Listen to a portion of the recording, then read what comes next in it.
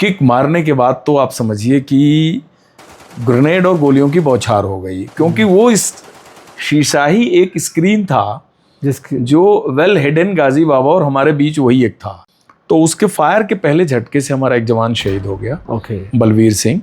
और जो शुरू में उसने ग्रेनेड्स थ्रो किए, उससे दोनों ऑपरेटर इंजर्ड हो गए।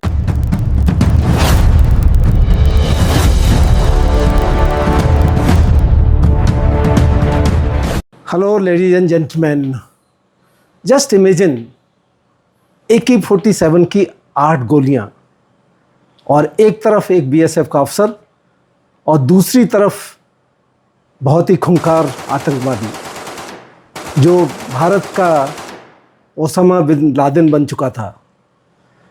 ऐसी सिचुएशन में बिटवीन लाइफ एंड डेथ वो अफसर बिना किसी झिझक के खड़ा रहा और लड़ता रहा। जिस ऑपरेशन में उन्होंने ऐसे खूंखार आतंकवादी को ख़त्म किया, उसके लिए उन्हें कीर्ति चक्र से नवाजा गया। लेट्स वेलकम आज के हमारे guest, former DIG BSF Shri NND Dubey. Dubey साहब, welcome to show win life like. Thank you sir, thank you so much, thank you so much. Dubey ji, हम उसी मोमेंट को याद करते हैं कि जिस मोमेंट में आपने, जब ये AK-47 की एक तरफ गोलियां चल रही थी, तो आप किस तरीके से उस टाइम, क्या महसूस था और क्या सिचुएशन थी, आप जरा उसको बताएंगे। स्टेक्स वर वेरी हाई, क्योंकि 2003 का वो टाइम था जो भारतीय लीडरशिप की तरफ से भी अमन चैन की कोशिश की जा रही थी by making efforts to connect Pakistan.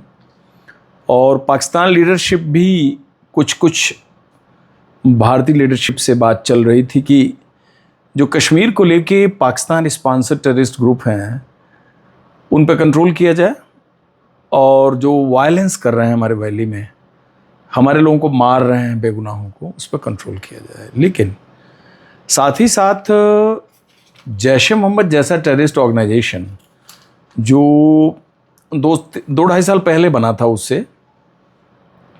उस ऑर्गेनाइजेशन को भी प्रूव करना था, और उसकी कमांड थी मौलाना मसूद अजहर के राइट हैंड गाजी बाबा के हाथ में। अच्छा।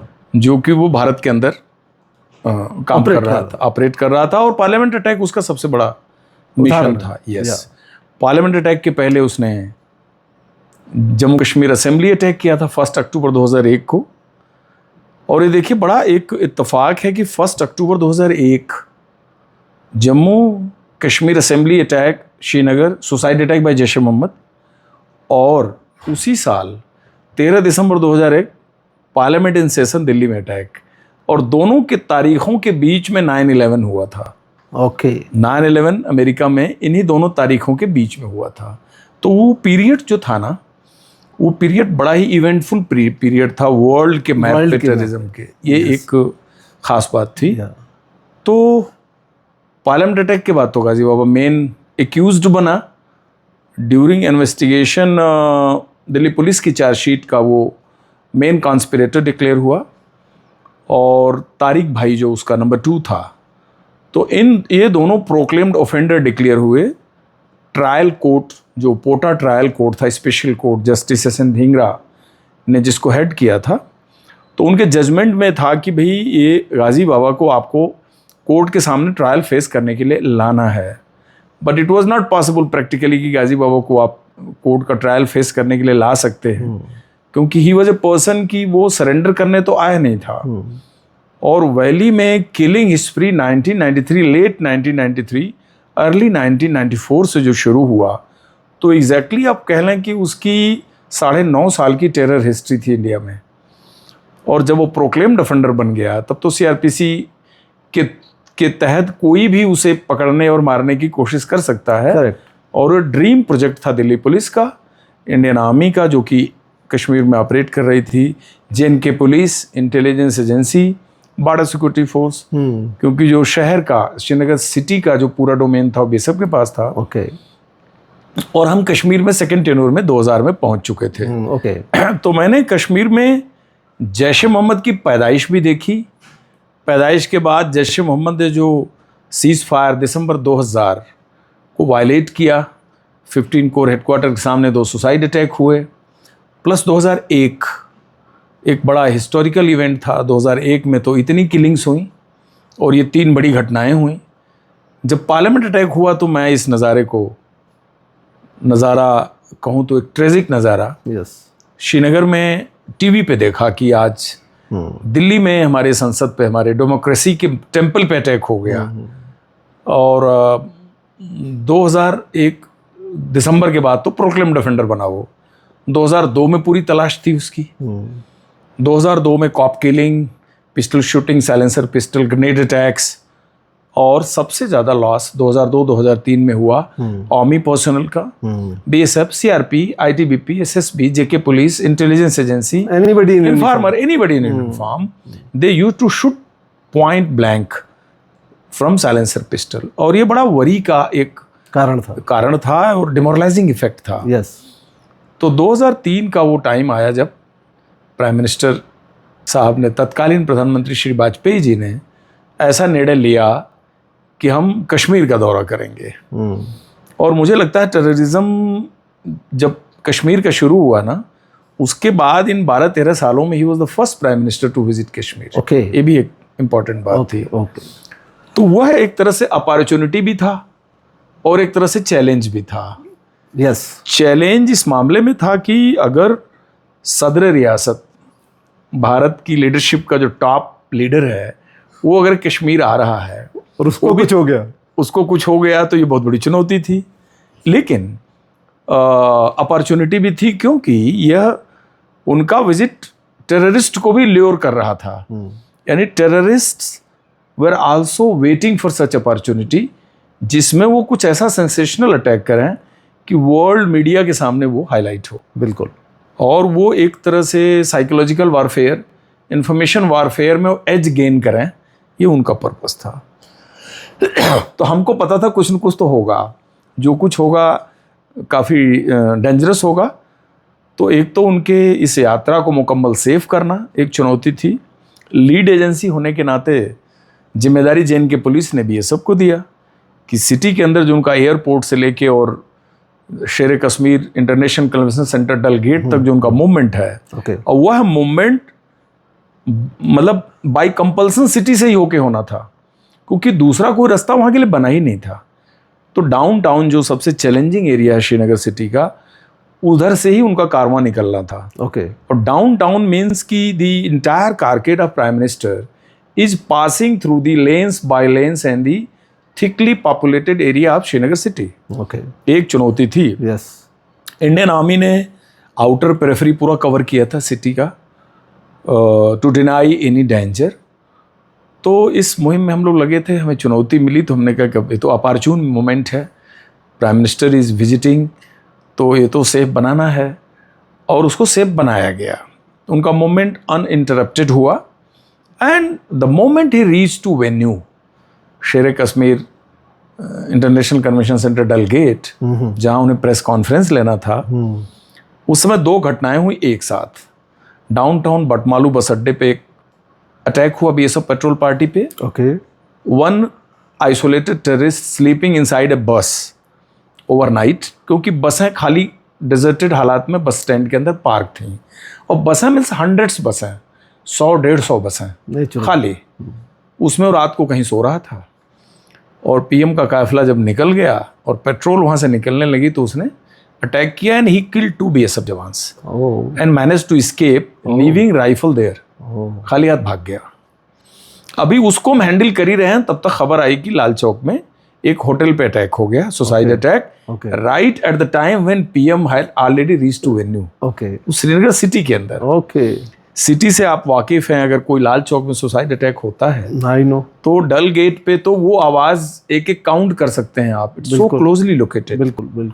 Anyway, that operation was conducted by BSF. Overnight operation हुआ 27 अगस्त 2003। मॉर्निंग में फ्लशिंग आउट ड्रिल कंप्लीट करके टेररिस्ट को मार करके, ऑल्दो वी हैव टू पे 2 लाइव्स, 2 वैल्यूएबल लाइव्स, 2 शहादत हमारे जवानों की हुई। और 28 को प्राइम मिनिस्टर महोदय को वापस जाना था। ओके। तो 27 को उनके अराइवल पे इतना बड़ा घटना हुआ। तो ये भी बड़ा एक सोचा समझा इंटेलिजेंस था कि 28 को जब प्रधानमंत्री महोदय वापस जाएंगे उस दिन भी अटैक होगा। तो 28 को जो अटैक करना था गाजी बाबा के एक deputy chief Jaish e Mohammed cadre के अंसार भाई को, ओके, जो कि ज़िला फैसलाबाद प्रांत पंजाब पाकिस्तान का रहने वाला था। Okay, he was assigned the task to go for suicide attack on 28th of August 2003 Okay. when PM had to leave the venue for Delhi. Okay, अब वो कहाँ अटैक करता, कारकेट पे करता, रास्ते में करता, साइड में करता, ये नहीं पता, but he was assigned. Yes, जो वो सेट आउट किया, जो अपने हाइट से निकल के गली से वो निकला, तो alert petrol party over powered him.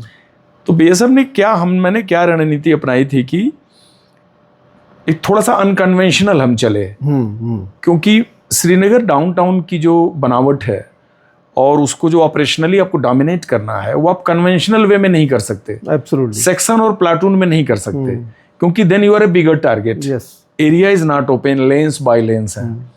तो हमने उसको डिवाइडेड बाय 3 कर दिया, 3-3 का ही ग्रुप होगा, और नंबर ऑफ पेट्रोल हमने बढ़ा दिया सो दैट कि लेन्स बाय लेन्स में हमारी प्रेजेंस बहुत बढ़ गई। एब्सोल्युटली, और उसी में से एक लेन में उसको ओवरपावर कर लिया।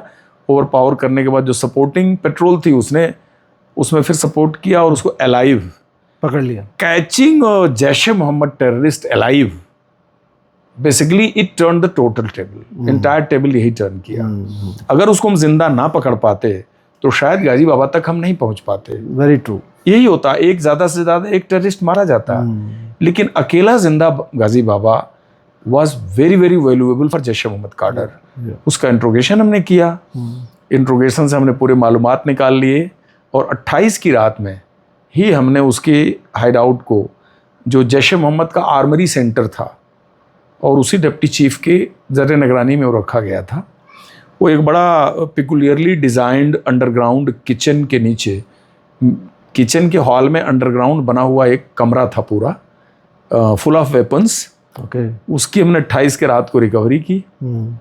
रिकवरी करके जब लेके चले तो वो जो मकान था जिसमें जैश ए मोहम्मद ने हाइट बना रखी थी, उसके मालिक को भी लिया, और फिर हमारा शुरू हुआ ज्वाइंट इंट्रोगेशन, जिंदा पाकिस्तानी, उसके बाद मकान मालिक, दोनों के इंट्रोगेशन से बात निकल। तब तक तो प्रधानमंत्री महोदय सेफली दिल्ली आ चुके थे। ठीक है, दोनों के बात से निकल के आया कि he is the right hand of Ghazi Baba. Okay, और जिस Ghazi Baba was a hot cake, जिसके लिए हम सारे ही were declared Osama bin Laden for country. अब अगला एक ऑब्जेक्टिव हो गया कि गाजी बाबा को तो अब इसी हार्ड परसूट में निकालना है, बट वो डिनाई कर गया कि हमें पता नहीं हाइड आउट कहाँ गाजी बाबा का। जब वो डिनाई कर गया और उसने रीजंस दिए, तो रीजंस कन्विंसिंग थे। रीजंस ये थे कि जो कह रहा है कि हमको हाइड आउट नहीं पता है, वो इन लोगों का कट ऑफ रखते हैं लोग, सो दैट कि if one terrorist is caught, वो दूसरे के वेयर अबाउट को रिवील ना करे, ये उनकी स्ट्रेटजी होती है। लेकिन हमने कुछ हिसाब किताब लगाया और कुछ इंट्रोगेशन के जो छोटे छोटे क्लू है उस पर क्वेश्चनिंग की। करते करते करते वो एक एरिया बताया कि डाउनटाउन का नूरबाग एरिया, रष्टपुरा एरिया, ईदगाह एरिया में हम ज़्यादा मिलते हैं। एग्जैक्ट लोकेशन तो नहीं बता सकते, लेकिन ये जो मकान मालिक जिसके घर से हमने हाइट ब्रेक की थी, उसका इंट्रोगेशन तो शुरू हुआ और ख़त्म हो गया। शुरू में ही वो बता दिया कि there is a very smart carpenter, जो मैसन भी है, ओके, थवई राजगीर का भी काम करता है, बढ़ई का भी काम करता है, ओके, और साउथ कश्मीर अनंतनाग डिस्ट्रिक्ट के एक गांव में रहता है, और गाजी बाबा के जानिब से जितनी हाइड आउट बनी है वो जानता है, वही डिज़ाइन किया है। तो वो डिज़ाइन किया है, तो ये तो बड़ी अच्छी लीड थी, जबरदस्त क्लू है। एग्जैक्टली। तो उसने नाम बता दिया और गांव बता दिया। नाम और गांव पता लगा हम लोगों को रात के 12:30-1 बजे। 12 बजे तो हाइट ब्रेक करके लौटे ही थे। तो हमारे जो उसमें आईजी साहब थे, मिस्टर विजय रमन, उन्होंने बोला कि आप रात को ही ना, मैंने कहा सर हम तो इसको रात को लाना पड़ेगा, सनराइज हो जाएगा तो पता लग जाएगा। तो बोले कि अभी नाइट में आप लोग ना जाके जो वहाँ की लोकल बटालियन है उसको टास्किंग कर दो, वो उसको पिक करके दे देंगे सवेरे। Very right. तो हमने फ़ोन किया, अनंतनाग में हमारा DIG हेडक्वार्टर था, तो डिप्टी कमांडेंट किशोरी लाल ने बोला कि सर अभी करते हैं। तब तक इधर हम दोनों का इंट्रोगेशन कर रहे थे। 3, साढ़े 3, 4 बजे के करीब खबर आ गई कि साहब हम गए और उसको उठा लिया, वो आदमी मिल गया, क्या करना है। हमने कहा कुछ नहीं। बोले कि ये तो बड़ा अच्छा कारपेंटर है और हमारे कंपनी हेडक्वार्टर का जो रेजिमेंटल मंदिर है लकड़ी का, वो भी हमने इसी से बनवाया है, तो क्या करना है। हमने कहा हमको भी मंदिर ही बनवाना है, इसको आप सवेरे तक लेके आ जाओ। वो ठीक है, आइडिया तो उनको लग गया कि कोई चक्कर है।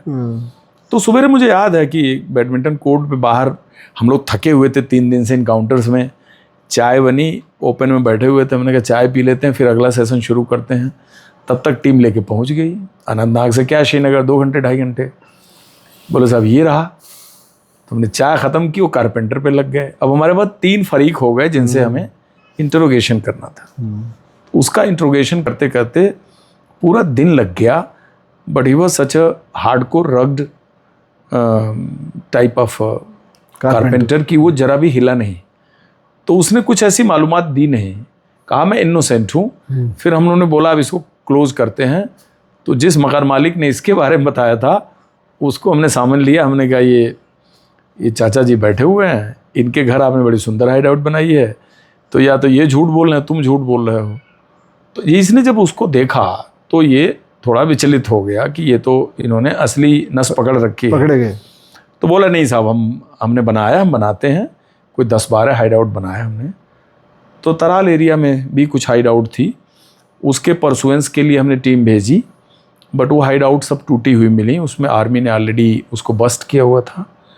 लेकिन सिटी की जो हाइड आउट्स थी, तो इसने बोला हमको एक ही हाइड आउट का इल्म है, बाकी हाइड आउट की हमें इतनी ज़्यादा जानकारी नहीं है, क्योंकि हमको कैप्टिव बना करके ये टेररिस्ट कार्डर हमसे हाइड आउट बनवाता था, बाद में हमको छोड़ देता था, तो मुझे इतना पता नहीं, बट एक हाइड पता है। ठीक है वहीं चलते हैं। तो तब तक 29 तारीख की शाम हो गई थी। तो मैंने एक छोटी सी टीम तैयार की सिविल कपड़े में, गाड़ी में। हमने कहा इसको गाड़ी में बिठाओ और जिस घर का ये इशारा करता है उसको देख के आ जाओ। और हमारा डाउनटाउन का ऐसा एरिया था कि कोई 4-5 किलोमीटर के अंदर ही पूरा डिप्लॉयमेंट था। टीम गई है, कोई अराउंड 30-40 मिनट में वापस आ गए। बोले साहब तो नूरबाग के अंदर वो चांडाल मोहल्ला के अंदर एक घर है, हमने देख लिया। ठीक है, किसी को शक तो नहीं हुआ। बोले नहीं हम गाड़ी एक राउंड लेके गए और वापस आ गए। अब इतनी कार्रवाई हो गई, तो अब तो आगे हमें उस हाइड आउट में जाना था। तो डिसाइड हुआ कब चला जाए। तो अर्ली नाइट में या अर्ली इवनिंग में हमने जाने का इरादा छोड़ दिया कि हम जल्दी नहीं चलेंगे, हम मोस्ट ऑड आवर में चलेंगे। वो ऑड आवर डिसाइड हुआ 3:30 मॉर्निंग, ओके 29/30 को। ब्रीफिंग हुई, टीम तैयार हुई। 30 के मॉर्निंग में हम लोग रवाना हुए और ज़्यादा वो जगह करीब 12 to 15 मिनट की दूरी पे था। टीम तैयार थी ऑपरेशन लॉन्च करने के लिए। बड़ा स्टिल्थली हम लोग गए, कोई गाड़ी नहीं, कोई चेन राइफल की आवाज़ नहीं, जूतों की आवाज़ नहीं। घर घेरा चुपचाप, और घर घेरने के बाद अंदर जंप किए। ग्राउंड फ्लोर, फर्स्ट फ्लोर पे जो उनकी परिवार में कुछ लोग थे, फैमिली मैन, उनको एक जगह इकट्ठा किया और कारपेंटर की मदद से हम टॉप पे चढ़ गए, ऊपर कमरे में चढ़ गए। कमरा हम जहाँ बैठे हुए हैं, बातचीत हम अब कर रहे हैं, बस इस सोफ़ा का हद ले लीजिए, इसका हाफ था। और अनयूजुअली खाली कमरा था, कुछ दिखाई दे नहीं रहा था। लाइट जलाई, कारपेंटर ने बिल्कुल चुप्पी साध रखी थी, कुछ बोला नहीं। बट असलियत ये थी कि हम बिल्कुल एक डेथ वॉल पे खड़े थे। क्योंकि गाजी बाबा हमको close circuit TV with night vision device से वॉच कर रहा था। अच्छा, अब वो कहाँ से वॉच कर रहा था, तो रूम में घुसने से तो पता लगा नहीं, और वॉच कर रहा था, स्टोरी भी हमको बाद में पता लगी, इनकाउंटर के बाद पता लगी नेचुरली। फिर हमें थोड़ा फ्रस्ट्रेशन हुआ कि लगता है कारपेंटर ने हमको बना दिया, क्योंकि कुछ भी नहीं दिख रहा, कुछ भी नहीं दिख रहा था, कोई इंडिकेशंस नहीं थे कि कोई उस कमरे में रहता है, except wall to wall carpet. तो उसने दीवार पे एक बड़ा एक्स्ट्रा ऑर्डिनरी साइज का फिटेड शीशे की तरफ इशारा किया, जो कि उस वॉल में फिटेड था, और नीचे कुछ मेकअप के सामान रखे हुए थे, ड्रेसिंग टेबल टाइप। अच्छा, उसी कारपेंटर ने इशारा किया। ओके। उसका इशारा करने के बाद तो कोई रिएक्शन टाइम बचा नहीं था। फिर तो ये बचा था यू एक्सप्लोर की वो शीशा क्या है। तो शीशे को एक्सप्लोर करने का मतलब है कि आप मधुमक्खी के छत्ते में आपने हाथ डाल दिया। रख दिया। तो वो इग्नोरेंस हमारी स्ट्रेंथ भी थी, और वो इग्नोरेंस आप कह लीजिए कि उसको बैटल फुलिशनेस भी थी। फैक्ट तो यही है। तो हमारी टीम के एक ऑफिसर बेनू चंद्रन ने कुछ भी नहीं देखा और उस ग्लास पे मारा लात, जोर से किक मारी, शूज वगैरह प्रॉपर पहने था। किक मारने के बाद तो आप समझिए कि ग्रेनेड और गोलियों की बौछार हो गई, क्योंकि वो इस शीशा ही एक स्क्रीन था जिसकी जो वेल हिडन गाजी बाबा और हमारे बीच वही एक था। ओके। वॉल तो टूट नहीं सकती थी, लेकिन ग्लास का जो वो मिरर था ना, वही एंट्री पॉइंट था उसका। ओके। और वो खुलता था, बंद हो जाता था। ओके। तो जैसे लगता है कि सो तो ये मेन कमरे में रहता था, हाँ। लेकिन जब कोई घेराबंदी हुई, तलाशी की नौबत आई, तो वो अंदर हाइड में चला जाता था और अंदर से वो उसको क्लोज कर लेता था और ग्लास को अक्रॉस देखता था। करेक्ट। और अंदर पूरा सीसीटीवी मॉनिटर था। ओके। वो प्रेस कॉन्फ्रेंस में मेरे आईजी ने जो प्रेस कॉन्फ्रेंस लिया है, उसमें बाकायदा टेबल पे रखा हुआ है सीसीटीवी। ओके। तो वो बिल्कुल गन बैटल की ही सिचुएशन थी, और किसी के ना भागने, निकलने, एस्केप करने का तो मतलब ही नहीं था। वो रूम था 1 to 1 टाइप। तो उसके फायर के पहले झटके से हमारा एक जवान शहीद हो गया, ओके। बलवीर सिंह। ओके। उसको लग गई गोली, तो वो किचन का थोड़ा एरिया था, उधर गिर गया वो। और जो शुरू में ग्रेनेड्स के उसने ग्रेनेड्स थ्रो किए, उससे दोनों ऑपरेटर इंजर्ड हो गए। ओके। ऑपरेटर को भी जगह छोड़नी पड़ी। उसके बाद कांस्टेबल नील कमल मेरे गार्ड में था, उसको शोल्डर में गोली लग गई, हाथ में गोली लग गई, उसकी उंगली उड़ गई, वो भी इंजर्ड हो गया। फिर एक कुलदीप, ओमवीर, राजेश भदौरिया, ये लड़के भी कुछ कुछ माइनर इंजरीज हुई। फैटल इनमें नहीं किसी को हुई except one martyrdom, but they had to leave the floor. Floor उन्हें छोड़ना पड़ा, क्योंकि ग्रेनेड की स्प्लिंटर लग गया तो फिर आदमी को अस्पताल ही जाना है। बिल्कुल।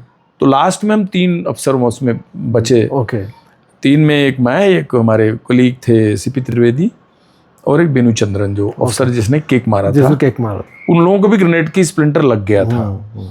लेकिन अब ये तो मैंने डिस्क्रिप्शन पार्ट बताया, बट जब ग्लास टूटा तो अब वो तो 1 to 1 फायरिंग की सिचुएशन थी। तो मैं थोड़ा झुक के बैठा हुआ था, और दूरी तो कुछ भी नहीं थी।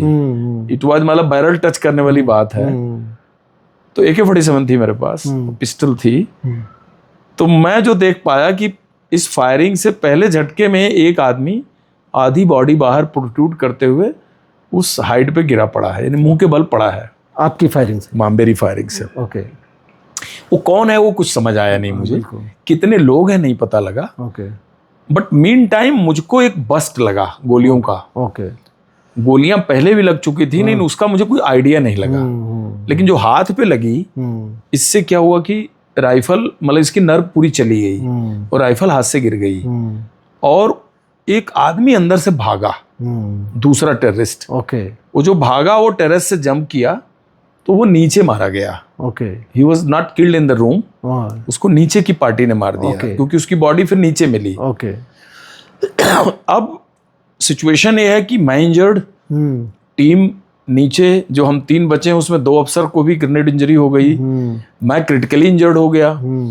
एक डेड बॉडी सामने दिख रही है, एक नीचे भागा, वो नीचे मारा गया, ये तो बाद में पता लगा। तो मुझे लगा कि पता नहीं कितने हैं। तो मैं अपनी राइफल को बाएं हाथ से उठाया और थोड़ा सा संभालते हुए खुद को, उससे पहले एक ग्रेनेड लॉब हो चुका था मेरे ऊपर, जो कि अब ब्लास्ट ही होना था। तो सीढ़ी जो जाके मर्ज करती थी फ्लोर पे, मैं उसमें रोल कर गया। अच्छा। सीढ़ी में, just to save myself from the grenade blast. वो ग्रेनेड फटा भी, उसका एक स्प्लिंटर फिंगर में लगा और कहीं नहीं लगा, लेकिन बॉडी पे कितने जख्म है इसका उस समय मुझे कोई अंदाजा नहीं लगा, एक्सेप्ट हैंड, क्योंकि हैंड की पूरी जो सेंसरी नर्व वो खत्म हो गई थी। अब मैं सीढ़ियों, और 2 अफसर अंदर फंस गए। ये अलग बात है कि कोई जिंदा टेररिस्ट बचा नहीं था, बट उन दोनों को तो उस समय नहीं पता था। सीढ़ी का थोड़ा ओट लेके मैं आया नेक्स्ट फ्लोर पे, खुद को थोड़ा संभाला, चेक किया, तो मुझे लगा नहीं मैं होश में हूँ, मैं बात कर सकता हूँ, मैं चल सकता हूँ। फिर मैं अगले फ्लोर पे आया तो नीचे से सहारा दिया जवानों ने, क्योंकि वो तो ब्लास्ट का आवाज सबको आ गया था। करेक्ट। गोली फायरिंग की पूरी आवाज आ रही थी। जो इंजर्ड हुए ऑलरेडी उसी सीढ़ी से इवैक्यूएट हुए।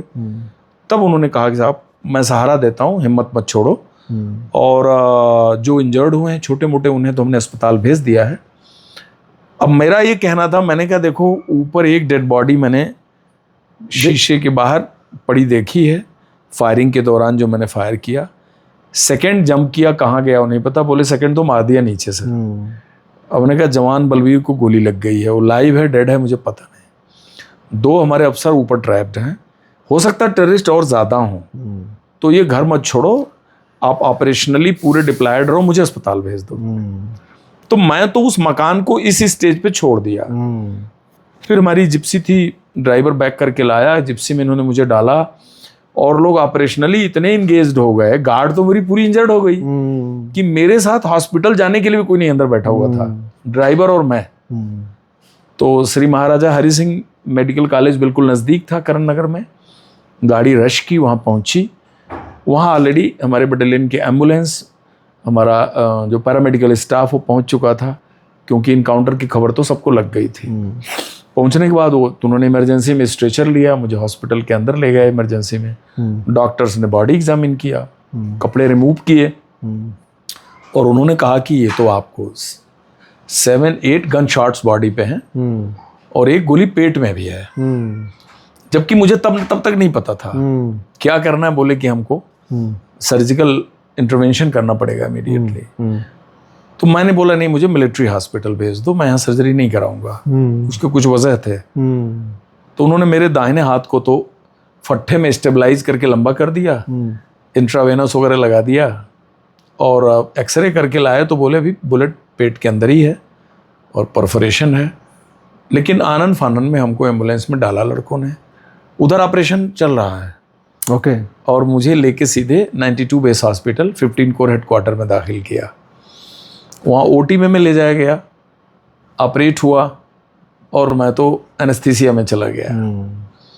अगले दिन सुबह करीब 10:30-11 o'clock के करीब इंटेंसिव केयर यूनिट में मेरी हल्की आँख खुली तो I could see GOC 15 corps general Nirbhay Sharma, अच्छा, his wife, okay, our DG mister Ajay Raj Sharma and my wife entering ICU and waving their hand। तब तक मुझे नहीं पता मैंने क्या किया है या क्या हुआ, कुछ नहीं पता। Then DG told that we are very sad to see you in a so injured condition। लेकिन हमने डॉक्टर से बात की, Vincent Luther was the surgeon, army doctor, commander Panda was the surgeon। तो उन्होंने कहा कि you are critically injured but your life will be saved। तो we wish कि तुम रिकवर करो and congratulations। कांग्रेचुलेशन तो मैं तब समझा नहीं। हम ऑपरेशन गाजी बाबा के लिए गए जरूर थे, लेकिन क्या वही मारा गया हमें पता नहीं था नेचुरली। तब उन्होंने बोला कि you made proud all of us and the team under your command they successfully killed Ghazi बाबा।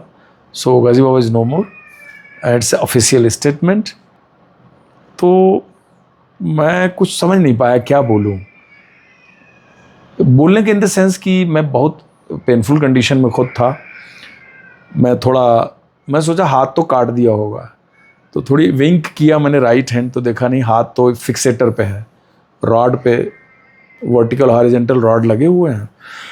हाथ को सिक्योर किया है। स्ट्रेचिंग आई तो लगा नहीं, पूरा एब्डामेन को एक्सप्लोरेटरी लेपेटोमी ऑपरेट हुआ था। देन कैथेटर, उसके बाद ब्लड की लाइन चल रही है, फ्लूइड की लाइन चल रही है, जो भी होता है। कुछ यहाँ महसूस किया कि खिंचाव तो लगा, स्टिचेज हैं लेफ़्ट चेस्ट के बगल में, राइट लेग में स्टिचेस था। तो धीरे धीरे लोग बताते रहे कहाँ कहाँ कैसे चोट रही है। मैं तो उठ नहीं सकता था। उसके बाद recovery. Then I asked about the operation. तब बताया गया कि the person who was killed was Ghazi Baba and the person who tried to escape he was Rashid bhai, second Pakistani. Third Pakistani Ansar bhai already हमारे कब्जे में था, जो सुसाइड मिशन के लिए 29 को निकला था, जिसके इंट्रोगेशन पे हमें ऑपरेशन मूव किए थे। और शहीद बलबीर सिंह को हम नहीं बचा पाए, जवान को, और बाकी जितने लोगों को इंजरी हुई है all are safe, all are out of danger and everybody is recovering in the hospital. So that was the end of the success story. मैं तब मुझे याद नहीं कि क्या रिएक्ट किया, मैं कैसे किया, बट नेवर थॉट ऑफ कि जिस ऑपरेशन को हम लीड कर रहे हैं उसका इतना बढ़िया रिजल्ट आएगा।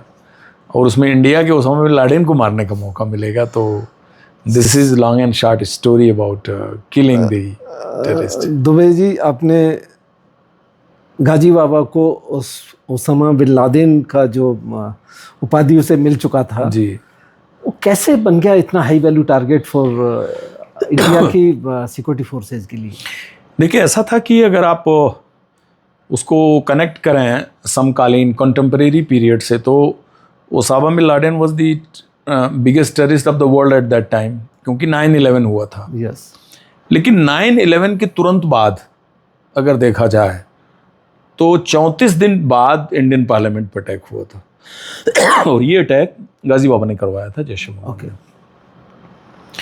दूसरा, जब कंधार में मौलाना मसूद अजहर रिलीज़ हुआ था 31 दिसंबर 1999, और 1 जनवरी मॉर्निंग में जब वो कंधार से पाकिस्तान के लिए निकला, तो ओसामा बिन लादेन ने उसको डिनर होस्ट किया था in his honour, because very heroically Maulana Masood Azhar came out of the Indian jail, so well escorted in exchange of IC-814. The entire top hierarchy had come to drop him in Kandahar before Mullah Umar. So वो एक बड़ा heroic mode में निकला था Indian jail से। और जिस तरीके से वो हेल्पलेस, मतलब देखा जाए तो हम लोग हेल्पलेस कंडीशन में थे, वो पाकिस्तान गए तो उसका बड़ा भारी स्वागत हुआ। अब जिस तरह से और 9/11 ही ऐसा था कि जिसके बाद यूनाइटेड स्टेट ऑफ अमेरिका को पता लगा कि वर्ल्ड नक्शे पे टेररिज्म कितना डेंजरस चीज़ है, बिकॉज अमेरिकन्स लॉस्ट 2700 लाइव्स। 2700 लोग बेगुनाह मारे गए थे अमेरिका में WTO वर्ल्ड ट्रेड एक ही अटैक में बताइए। अब वो उतना बड़ा घटना हुआ तो अमेरिका के लिए वो वर्ल्ड का number 1 terrorist Osama bin Laden हुआ। और जब हमारे पार्लियामेंट पर अटैक हुआ 13 दिसंबर 2001 को, तब तक दुनिया में शायद किसी भी पार्लियामेंट पर अटैक नहीं हुआ था। करेक्ट। तो हमारे लिए भी डेमोक्रेसी के टेम्पल पे दिन दहाड़े, तब जबकि पार्लियामेंट सेशन में थी, 242 मेंबर ऑफ पार्लियामेंट के अंदर बैठे थे। बिल्कुल। वाइस प्रेसिडेंट का समापन भाषण खत्म हुआ था। बिल्कुल। और वो टेम्पररी बीच में एडजोर्न हुई थी पार्लियामेंट, तो ये लोग अपने चैम्बर्स में चले गए थे, प्राइम मिनिस्टर साहब और बाकी लोग। और डे लाइट में विजय चौक के तरफ से दिल्ली का जो हार्ट है ना, वहाँ पर जैश ने अटैक किया। तो हमारे लिए तो भारतीय ज़मीन पे वो सबसे बड़ा अटैक था। अगर मान लीजिए वो अटैक सक्सेसफुल हो जाता, तो entire leadership would have been made hostage. और हमारी कितनी एम्बैरेसिंग पोजीशन होती। उसी से ठीक पहले IC-814 का एग्जाम्पल हमारे पास अवेलेबल था। करेक्ट। कि हमको खूंखार आतंकवादियों को अपने जेल से छोड़ना पड़ा, वो चीज़ बच गई। तो इंडिया सिनानिमस तौर पे हमारी डिप्टी प्राइम मिनिस्टर हमारे आडवाणी जी ने उस समय डिक्लेयर किया था कि ही जो Osama bin Laden for us. और जब BSF ने एनकाउंटर में उसको मारा, तो उनका पहला प्रेस का बयान आया था कि 9/11 के मुख्य अभियुक्त ओसामा बिन लादेन को अमेरिका अभी भी खोज रहा है। लेकिन हमने 17 महीने के अंदर गाजी बाबा को मार दिया, जबकि ओसामा 2011 में मारा गया है, 10 साल बाद मारा गया है, और हमने 17 महीने के अंदर मारा। तो ये एक इसके पीछे एक भूमिका है। जी, very important. That is why, क्योंकि जो पार्लियामेंट अटैक का मास्टरमाइंड था, इसीलिए वो हमारे लिए सबसे हाई वैल्यू टारगेट था, क्योंकि उतना बड़ा अडासियस अटैक किसी ने किया नहीं था जो उसने किया। एंड बहुत ही प्रेशियस लाइफ उसमें हमने लूज की थी। सिक्योरिटी 12-13 लोग वो मारे गए जो सिक्योरिटी फोर्सेज के थे। दूसरा, एक पूरे कंट्री में एक तरह का सेंस ऑफ इनसिक्योरिटी फैलाना कि भाई हमारे देश की पार्लियामेंट सुरक्षित नहीं है। यानी पाकिस्तान से आए हुए आतंकवादी डे लाइट में दिल्ली में हमारी पार्लियामेंट पर अटैक कर सकते हैं। CRPF की एक लेडी थी Kamlesh Kumari, then few Gardner's, CRPF के ट्रूपर्स, कुछ उसमें संसद के भी, भारतीय संसद के भी कर्मचारी थे। और सबसे बड़ी बात तो यह है कि जो अफरा तफरी मची, जो एक आतंक का माहौल बना, और जंगल में बैठ के कश्मीर में गाजी बाबा ने उसकी योजना रची, पूरे सुसाइडर को दिल्ली के अंदर उसने प्लांट किया। उसने एक फर्जी नंबर प्लेट तैयार करके एक सेकेंड हैंड एम्बेसडर कार पे उसको लगाया, उसमें पूरे सारे एक्सप्लोसिव को उन्होंने इकट्ठा किया और उसमें प्लांट किया। तो अगर पूरी स्कीम उनके हिसाब से सक्सेसफुल हो जाती, तो शायद इंडियन पार्लियामेंट अटैक का जो मिशन था वो कहीं बहुत ज़्यादा खतरनाक होता आई है। एग्री। लेकिन उसको उन लोगों ने नाकाम किया, ये इसके लिए वो भी कांग्रेचुलेशन उनके लिए। अशोक चक्र, सॉरी, उसको भी अशोक चक्र मिला अशोक चक्र कमलेश मिला, कुमारी को। Kamlesh Kumari. She was awarded with the highest peace time gallantry award, Ashok Chakra. जी। डीआईजी दुबे जी, एक चीज़ बताइए कि जब ये ऑपरेशन में जिस टाइम आपको पहला बर्स्ट लगा, and this is a moment of life and death, क्या फीलिंग होती है उस टाइम? मतलब क्या, मतलब दिमाग में क्या चल रहा होता है उस? एक्चुअली जो पहला फायर आया ना, और फायर से पहले उसने ग्रेनेड ब्लास्ट किया। अब मैं बड़ा सोचा कि ग्रेनेड ब्लास्ट इतना क्यों किया ज़्यादा।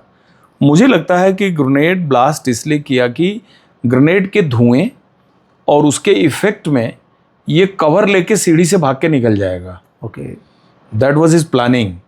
वो प्लानिंग उसकी सक्सेसफुल हुई नहीं, क्योंकि he was killed right at the entry point of the hide out. Okay.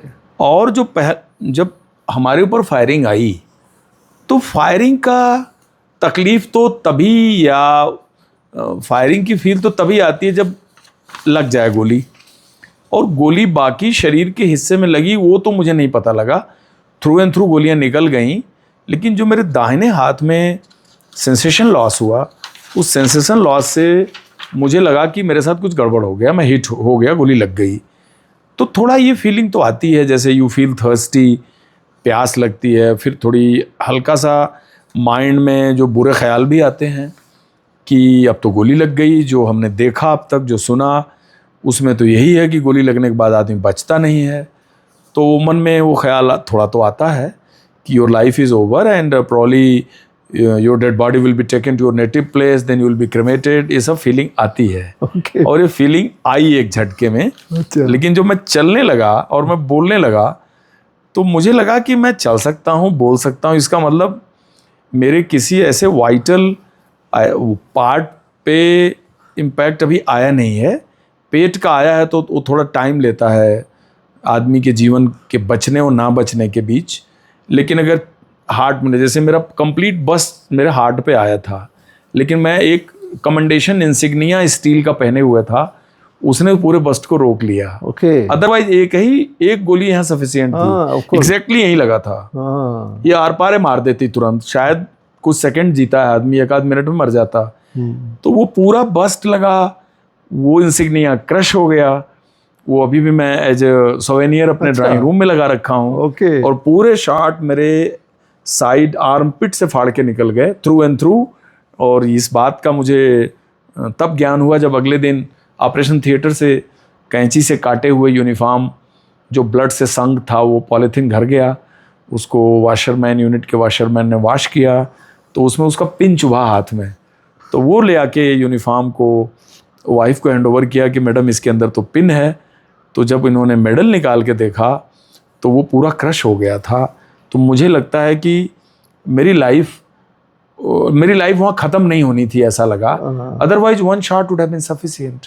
और मुझे लगा पूरी उसकी सिलाई है, यहाँ पर कंप्लीट स्टिचेस लगे हुए हैं, बट वो अंदर नहीं गया। तो इसका मतलब कि वो शायद जिंदगी और आगे बाकी थी। हाँ, 23 साल हो गए। तो probably this is second life and miraculous escape था, नो डाउट। ऐसे सिचुएशन में दुबे जी, हमारे व्यूअर्स जानना चाहेंगे, how do you control the fear and how will you define the courage in that situation? Because you don't retreat. What I personally feel that the level of responsibility and the leadership interested on you, ये दो factor बहुत ज़्यादा आपके काम आते हैं। मुझे लगता है अगर आइसोलेटेड आप अकेले एक सिंगल सोल्जर के तौर पे काम करते हैं, तब सेंस ऑफ इनसिक्योरिटी ज़्यादा होती है।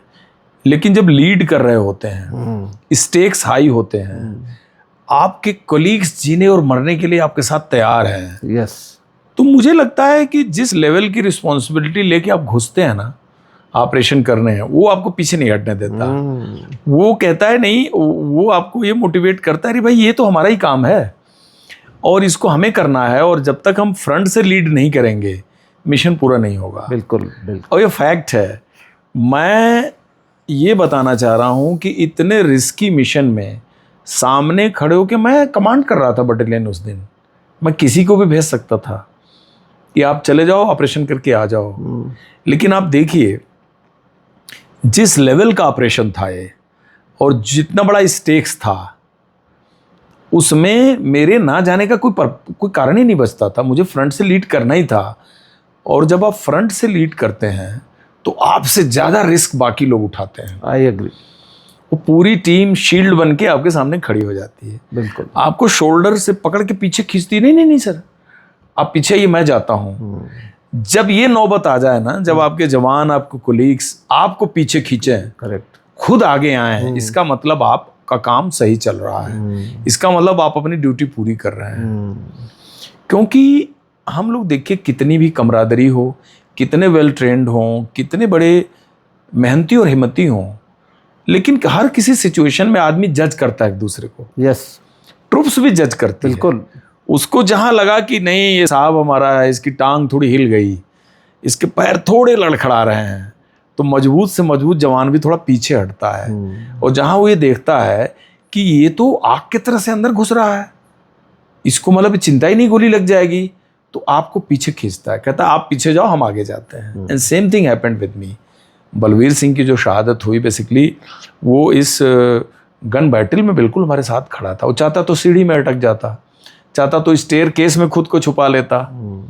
इसीलिए जब आप फाइनल मिशन में जाते हैं जहां आपको एग्जीक्यूट करना है, तो बटालियन बेशक 1000 की 1100 की होती है, बड़े हैंड पिक्ड लोग होते हैं आपके साथ। ऐसा नहीं कि बाकी का कंट्रीब्यूशन नहीं है, बाकी भी कंट्रीब्यूट करते हैं। और जितने गैप्स को प्लग करना, स्केपिंग टेररिस्ट को मारना, एक रिजर्व के तौर पे काम आना, लेकिन होल्ड अप सिचुएशन में घुसना जहां पता है कि जो हमारा अपोनेंट है वो बिल्कुल गन कॉक करके बैठा हुआ है, ओपन है, अनकन्वेंशनल वार है, जहां कोई अटैक डिफेंस नहीं है, एक बिल्डअप हाउस के अंदर जाना है, किस खिड़की, किस दरबे, बेड के नीचे से किस अलमारी से फायर आ जाए किसी को पता नहीं। ऐसे सिचुएशन में every second is gun battle. नहीं लगा तो इत्तेफाक है, लग गया तो स्टोरी बन गई। और आप फर्ज करिए कि अगर वो स्केप कर जाता तो हमारी क्या हालत होती। हम जिंदा रह के भी क्या करते हैं, पूरी टीम मान लीजिए वो स्केप कर जाता, हमको एक भी गोली नहीं लगती, किसी की कैजुअलिटी नहीं होती, तो आप सोचिए कि हमको तो जिंदा ही मरा हुआ लगता। लोग हमसे पूछते उसके बाद वो कितना डैमेज करता, क्या डैमेज करता, हमारी जगह हसाई होती। तो मुझे लगता है कि ऐसे टाइम में प्राइस अगर पे भी करना पड़ता है तो एक, हाँ, और जैश ए मोहम्मद की कमर टूट गई, 10 वर्ष तक हिला नहीं, 10 नहीं 13 साल तक। 2003 अगस्त की घटना है, और जनवरी 16 तक जैश बैठा रहा कश्मीर के अंदर। जैश ए मोहम्मद काडर एकदम बैठ गया था जब तक कि 2 जनवरी 16 को पठानकोट एयरबेस अटैक किया उन्होंने, 13 साल बाद। तो मुझे कहना है कि एक मजबूत पोटेंशियल टेररिस्ट अगर मारा जाता है ना, तो टेरर आउटफिट की भी चूल्हा हिल जाती हैं। एब्सोल्युटली। क्योंकि गाजी बाबा की स्टेटस का आतंकवादी वो रोज नहीं पैदा कर सकते, फुट सोल्जर होते हैं, but he was a planner. He was a planner, he had got a capacity to sustain in Kashmir for longer years. उसका लोकल नेटवर्क बहुत तगड़ा था, OGW उसके बहुत तगड़े थे, खुद फाइटर था।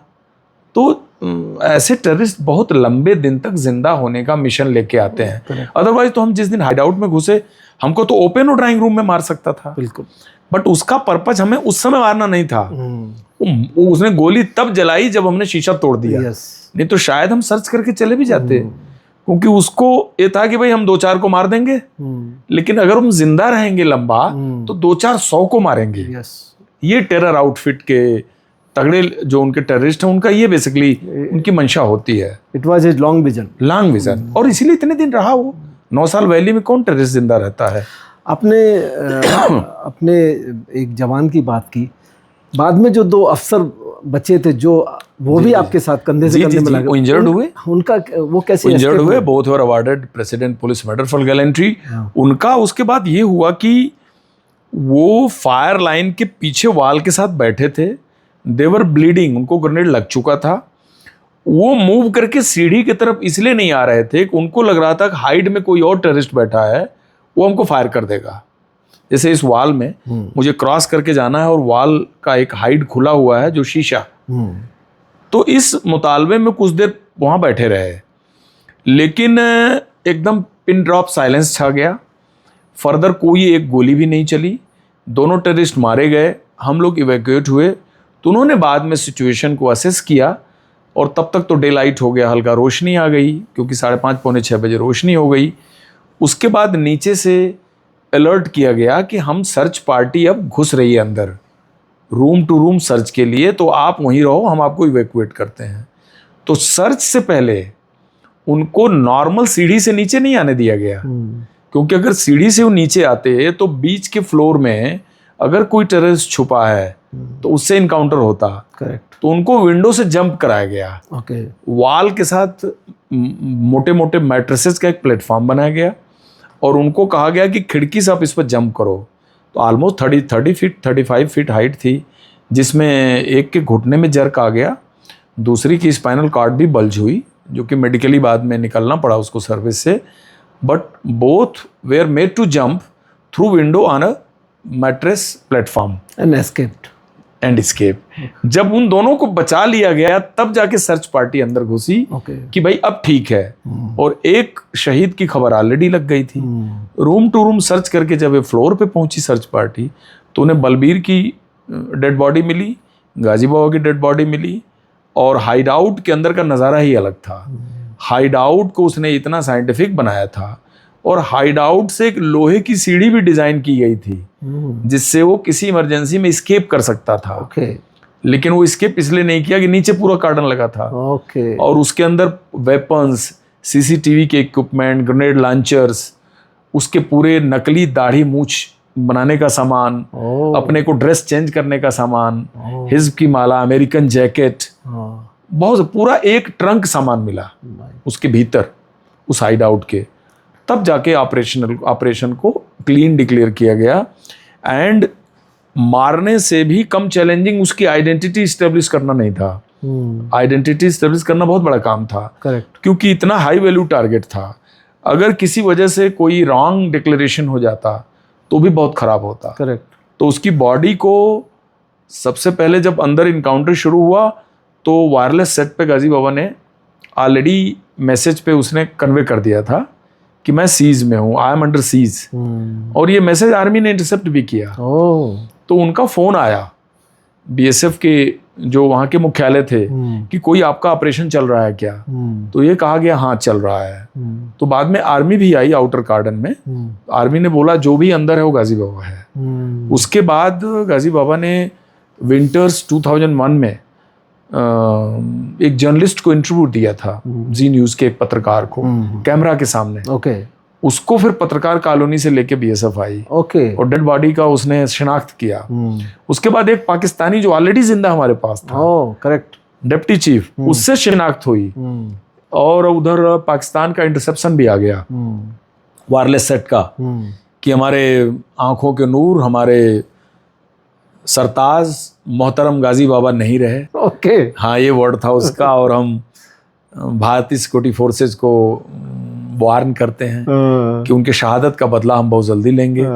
तो ये सारी चीज़ों को कड़ी जुटाने के बाद तब दिन में 11 बजे प्रेस कॉन्फ्रेंस हुआ कि ये एविडेंस है, ये सारे सबूत हैं, and the person who is killed last night is Ghazi Baba. तब जाके डिक्लेरेशन हुआ। अच्छा दुबे जी, ये जो वाला टेन्योर था गाजी बाबा वाला, आई थिंक ये आपका सेकंड टेन्योर? ये मेरा सेकंड टेन्योर था। तो जब आप फर्स्ट टेन्योर में जेएंडके में पहुंचे थे जी, तो टेररिज्म की क्या हालत थी, कुछ याद है? फर्स्ट टेन्योर में मैं साउथ कश्मीर में था। हाँ, पुलवामा अनंतनाग। वहाँ भी कुछ ऑपरेशन? तो पुलवामा अनंतनाग तो कश्मीर का सबसे बड़ा हार्डकोर एरिया है टेररिज्म में। बिल्कुल। तो उस समय तो जब मैं कश्मीर में घुसा था तो 31 साल की एज थी। 30-31 साल का था मैं। पूरी बटालियन लेके सपोर्ट वेपन के साथ मूव किए थे हम। 81 मिलीमीटर मोटर विद एमएमजी। उस समय खाली आर्मी इन्फेंट्री बटालियन के कंपैरिजन में हमारे पास रॉकेट लॉन्चर और एजीएल नहीं था। 2 वेपन छोड़ के कंप्लीट था। तो साउथ कश्मीर हमको मिला और साउथ कश्मीर में पहली बार ही हम गए। मेरी पूरी बटालियन ही फर्स्ट टाइम एंटर की। बैरकपुर कोलकाता में रेज की हुई 1971 वार लड़ी हुई बटालियन थी मेरी। 1965 में कन्वर्ट हुई थी वेस्ट बंगाल राइफल से। तो उस बटालियन के पुराने लोगों को 71 वार का एक्सपीरियंस था, क्योंकि आपको पता है राजशाही कैंटोनमेंट होली 1971 खुलना कैंप प्लस वो पद्मा नदी से जो फर्स्ट ट्रूप्स घुसा था, इंडियन आर्मी तो नवंबर दिसंबर में गई, लेकिन जो मुक्ति वाहिनी को ट्रेन करने के लिए जो बीएसएफ के ट्रूपर्स पहले गए थे, ये सारी बटालियन हमारी थी। तो इसने बांग्लादेश वार लड़ा हुआ था। और उस वार के करीब 20% वेटरन तो थे सर्विस में तब। तो उन्होंने कश्मीर बेशक नहीं देखा था, लेकिन बड़े लड़ाई का जज्बा था और थोड़े से एथनिकली भी बड़े क्या बोल सकते हैं, वेल निट थे। वो पूर्वीय बटालियन थी, जिसको कह लीजिए बंगाल और नॉर्थ ईस्ट की। उसके लड़के बहुत ज्यादा थे। तो उनमें देखा एक लैंग्वेज की बॉन्डिंग थी, कल्चरल बॉन्डिंग थी, जिसको रेजिमेंटेशन कहते हैं फौज में। Of course. तो जब बटालियन हमने एस्टेब्लिश किया पुलवामा में, तो हमारा टेन्योर इतना शानदार रहा।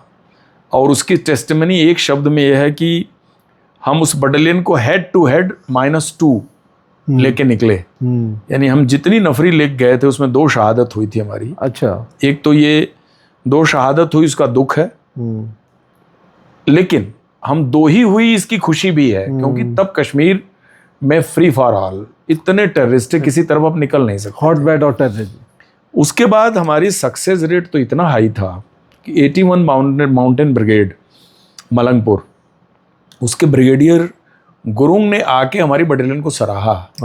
मुझे याद है कि वो रॉयल चैलेंज के विस्की के केस लोड करके हेप्टर में लेके आए और बोले this is for this BSF battalion, क्योंकि इन्होंने इतना तूफान काम किया यहाँ। और उसका एक ही मूल मंत्र था, कोई पर्सनल क्रेडिट नहीं, आग लगी हम घुस जाते थे, इनकाउंटर है चल देते थे, आर्मी का आर्मी में चल दिए, हमको जरूरत पड़ी उनको बुला लिए। यानी फोर्स टू फोर्स कोऑपरेशन बहुत तगड़ा था। कई ऐसे इनकाउंटर हुए हमारे हैं, मार दिए टेररिस्ट, वेपन फौज भी ले जा रही, कोई फर्क नहीं। आप भी तो भारत सरकार को ही जमा करोगे, घर थोड़ी ले जाओगे। बिल्कुल। हमारा हुआ हम कर रहे हैं। यानी कोई क्रेडिट की लड़ाई या उसने कर लिया हमने कर लिया, हमारी परेशानी में वो खड़े हैं। एक इनकाउंटर में AK-47 का अम्युनिशन हमारे कम पड़ गए। वो भी 1996 JNK असेंबली इलेक्शन। आप ऑब्जर्वर वहां पर बैठे हुए हैं, पोलिंग होने जा रही है, और ऐसा ऑपरेशन कि मेरे सीओ के आंख में गोली लग गई, सीओ की ऑप्टिकल नर्व चली गई। सीओ को बताइए, यूनिट के सीओ को गोली लग गई। Evacuated to 92 BH। Thereafter we continued the encounter. AK-47 का अम्युनिशन खत्म हुआ। कहाँ की बात है ये एक पिंगलाना गांव है पुलवामा में। बड़ा ही नोटोरियस गांव है। तो मैंने पेन से एक पर्ची लिखी मेजर साइकिल एडजुटेंट 14 सिख को, कि मैं गाड़ी भेज रहा हूँ, मुझे अम्युनिशन चाहिए। मेरी जिप्सी गई और 20 मिनट में लेके अम्युनिशन पीपे लाद के लेके आ गई, AK-47 के। कोई काउंटी नहीं, कोई दस्तखत नहीं, कोई रसीद नहीं। And we killed 5 terrorist out of 6 इसी कोयल गांव से, जिस गांव का मोहम्मद ये डॉक्टर नबी था, जो अभी आपके नवंबर 2025 में फरीदाबाद दिल्ली वाला जो एक मॉड्यूल पकड़ा गया, कोयल का तो था ये। वही कोयल गांव था। 5 टेररिस्ट हमने मारे, एक भाग गया नाले से, और अगले दिन वो खत लिखा अपने घर। वो खत हम लोगों ने पकड़ा, जिसमें वो नाले में छुपा रहा, उसकी जिंदगी बच गई। उसको भी 6 महीने बाद मारा हम लोगों ने। और इन 6 टेररिस्ट की बॉडी आप अवंतीपुर से पुलवामा की तरफ चलेंगे तो सड़क पे ही कब्रिस्तान एरिया है, वहाँ पर दफन हुआ था। तो हम लोग आते थे तो हमें ध्यान होता था कि ये जो हमने मारे हैं यहीं पर हैं ये। और इन्होंने हमारी पेट्रोल पार्टी पर 2 बार ग्रेनेड डाला। ऐसा बड़ा कम होता है कि एक बार ग्रेनेड पड़ा तो हमारे 5-6 इंजर्ड हो गए। उनको कुछ दिन बाद मेडिकल मुलायजा के लिए हम भेज रहे थे श्रीनगर, मेडिकल एग्जामिनेशन के लिए, परसेंटेज इंजरी वगैरह। वो जिस दिन लौट रहे थे इतने बदकिस्मत कि उनके ऊपर दोबारा ग्रेनेड पड़ गया। यानी वंस इंजर्ड अगेन इंजर्ड। तो हम उस हालत में काम किए। कैंपस अटैक, ये आपका फिदाइन अटैक तो जैश ए मोहम्मद लाया 2000 में। एक आध ऑपरेशन क्या बता सकता हूँ, ऑपरेशंस तो बहुत ज़्यादा हैं, बहुत अच्छे अच्छे ऑपरेशंस हैं। पिंगलाना यही ऑपरेशन अपने आप में बहुत तगड़ा था कि election observer Uttar Pradesh cadre के IAS साहब दीप्ति विलासा साहब सेक्रेटरी होके वो रिटायर हुए। He was election observer. तो वो आए तो हमारे जो हम लोगों का कैंपिंग एरिया था उसी में ठहरते थे, क्योंकि टेररिज्म के बाद का वो पहला JNK असेंबली इलेक्शन था। तो ये लोग election observer as per election commission of India mandate, ये लोग गांव में पुलिस एस्कॉर्ट वगैरह में, CRP एस्कॉर्ट में जाते थे। ये लोग कुछ अपना वहाँ का माहौल सर्वे करते थे। तो एक दिन शाम को आए, बोले यार टेररिज्म तो दिख ही नहीं रहा है यहाँ, सब कुछ आतंकवाद दिखा नहीं मुझे। तो अब आतंकवाद तो कोई ऐसा है नहीं कि आप दिखाइए। तो हमारा उस दिन AIA इंस्पेक्शन था, जो EME का होता है आर्मी का। तो हमारे ऑफिसर्स दिल्ली से आए थे, उनको पंथा चौक से पुलवामा लाना था। ओके। दिन में हम बैठे हैं, खाना खा रहे हैं, वो बोले मुझे थोड़ा जाना है एरिया में घूमने। मैंने कहा जाओ सर। वो गए और लंच करते करते इंफॉर्मेशन आ गई, हमारे इंटेलिजेंस अफसर ने बोला कि सर एक ही घर में 6 बैठे हैं, तुरंत चलो। अब कंपनियां तो सब पेट्रोलिंग में लगी हुई हैं, जाए कौन? CEO ने बोला कि मैं भी चलूंगा। अब मुझे जाके सारी तैयारी करनी थी, मुझे कार्डन लगाना था, सब कुछ करना था। मेरे पास कोई नफरी नहीं बची थी। CEO से मैंने बोला सर आप अपनी गार्ड लेके बाद में आना, मैं चला। तो मैं वाटर टैंकर लिया और उसकी को ड्राइवर सीट पे बैठ गया, एक ड्राइवर एक मैं साइड में, 2 राइफल। मैंने कहा चलो। 13 किलोमीटर वहाँ से पड़ता था काकापुरा। काकापुरा गुंडीबाग वही गांव है जहाँ का आदिल अहमद डार ने 14 फरवरी 2019 CRP बस कन्वाई पे जो ललितपुरा वाला अटैक किया था, वो लड़का उसी गांव का था। ये सब पुलवामा से ही थे। वहाँ हमारी कंपनी थी, वहाँ पहुँचा मैं, लड़कों से बोला, मैंने कहा तुरंत पिंगलाना घेर लो। पिंगलाना गांव ऐसा था कि बीच में से हाईवे जाता था, 2 पार्ट में गांव था। ओके। तो हमने कहा जो रोड है उसका पूरा वाला पार्ट घेरो, पश्चिम वाला छोड़ दो।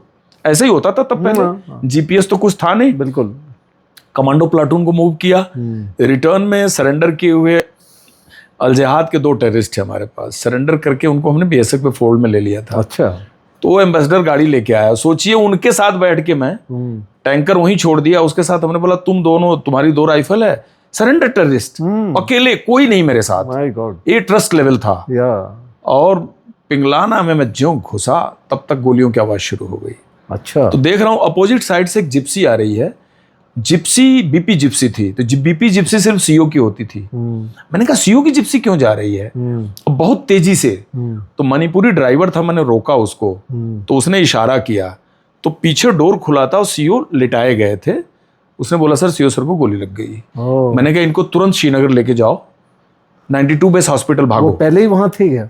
वो क्या था कि जब तक मैं काकापुरा से मूव करूं CO पहुंच गए। और ये जब पहुंचे तो ये सोच के नहीं पहुंचे कि जाते इनकाउंटर हो जाएगा।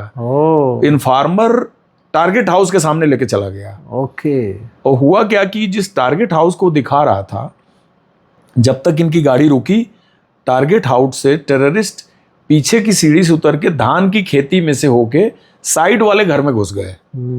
तो ये तो टारगेट हाउस देख रहे थे जो खाली था। करेक्ट। वो साइड वाले घर में घुस गए, वहां से गोली मारी। तो ये उसके बाद उन्होंने फायरिंग नहीं मारी, नहीं घुसे, और उसका आधा पार्ट 3 अंदर घुसे, 3 धान के खेत में चले गए। तो इन्फॉर्मर ने बोला सर ये पैरों के निशान है, धान गिरा हुआ है, इसका मतलब इधर से ही गए हैं। इतना कहना कि उन्होंने फायर खोल दिया। तो CO के आंख पे लगा, उनकी ऑप्टिकल नर्व चली गई। लेकिन वो एक ही इंजरी हुई, पीछे से प्लाटून ने कार्डन कर रखा था।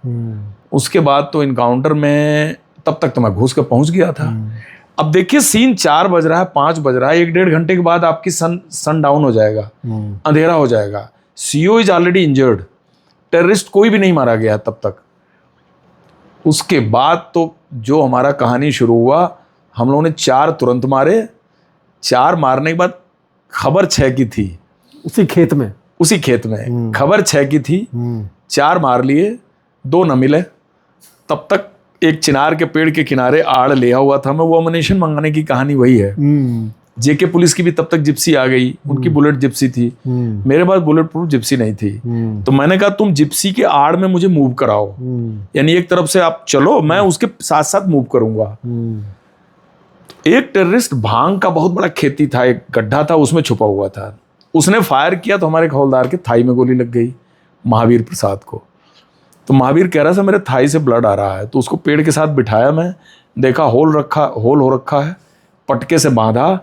कह रहा बाकी मुझे कोई फर्क नहीं पड़ रहा है, बट थाई में गोली लग गई है। ठीक है, मैंने कहा महावीर को निकालो यहाँ से। और फायर हो रहा है, वो भांग के वो झाड़ी से फायर कर रहा है।